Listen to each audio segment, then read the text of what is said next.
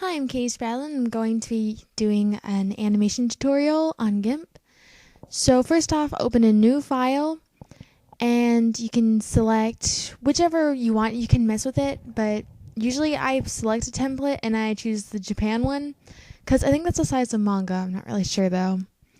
So, and also make sure you're always on landscape because that's how you select, whenever you look at a TV, it's landscape version. So you can open that up, and then so there's all your panels and everything. And to start out the animation, you have to first make a new tab, or not a new tab, new layer, my bad. So then name that layer, and then you have to make sure it's always on transparency. It should automatically be on that, but you need to make sure. So after you named it, click OK. And I named my body because you'll see it's stick figure that I'm doing. It's going to be waving. But also the body because that's the one thing I'm not going to change. That's the part of the animation that's not going to be changing at all throughout the whole process. And then you can see your layers right there, and you can go back and forth and click whatever you need. So then there you go. You draw that first part. This is obviously a very simple animation. I mean, it's a stick figure, of course it is. But in more complicated animations that you'll do, you probably don't want to have what I put as a body one, because it looks way better if you change it by each time, each new slide.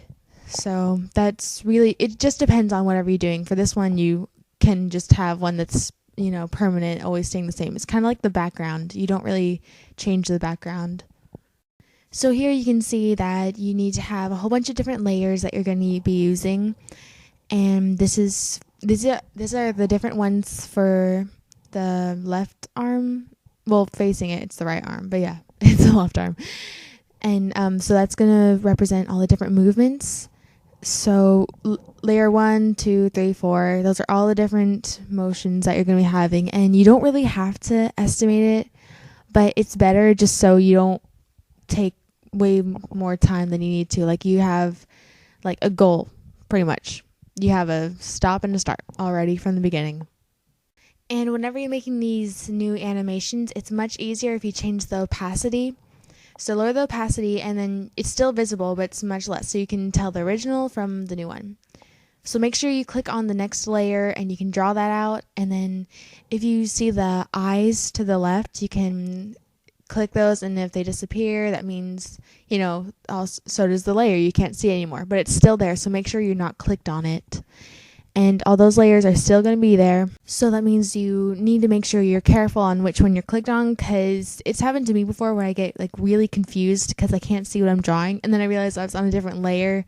So of course you can use the undo button, but it's just easier if you make sure you're on the right layer before anything.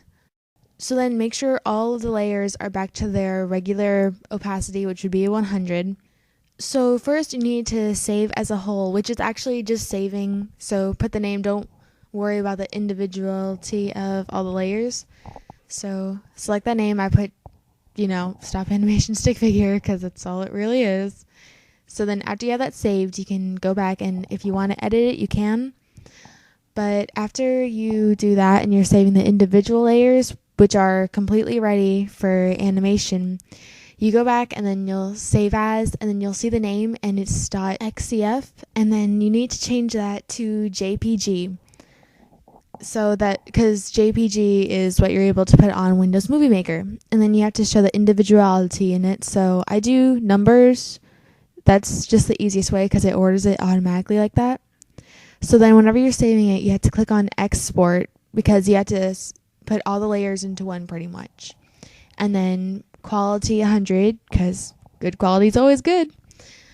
So then you have to do that for every single layer. And oh my goodness, it's so annoying, but whatever. It's the cheap version of animation, but it's also the good kind. And for all of you who are expecting some fancy program for this, you're wrong. It's Windows Movie Maker. Everyone has that. So then you can go to pictures, and then you can pull up the different slides you're going to be using for this. So the easiest way to get them all out there is highlight them all and click import. So here, as you can see, all of your images that you'll be using are now in Windows Movie Maker.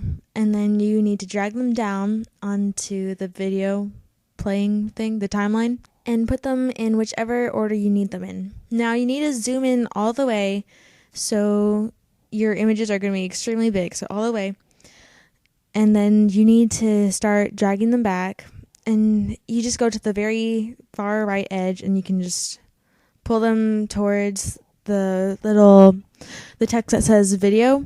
So pull those all in, and that will make it really fast, because of course it's going to be animated, need to be fast. So then for this one, you need to make sure it goes, pretty much what you'll see is the numbers going up and down. So I have 1, 2, 3, 4 for my images.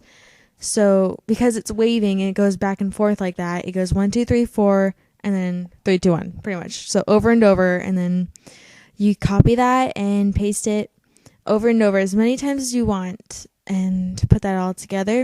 And then you can go to the little video area and play back, and you can just, well, obviously just decide whatever you like best. And then to the left, you'll see where you can publish it to. It's under import, where the area you got the images, and under edit, it's published to. So click on this computer, and it'll have that window open for you, and you select the name, and make sure it's saved into videos, just so, because you need to make sure you know where it is. Sometimes it messes up with me. And then so you'll see these 3 different bubbles where you can select the settings, and you can just experiment with that. So then whenever you select whatever you want, click publish, and a lot of the videos will take a while to load, but whenever it's done, you click finish, and there's your video. Upload to YouTube.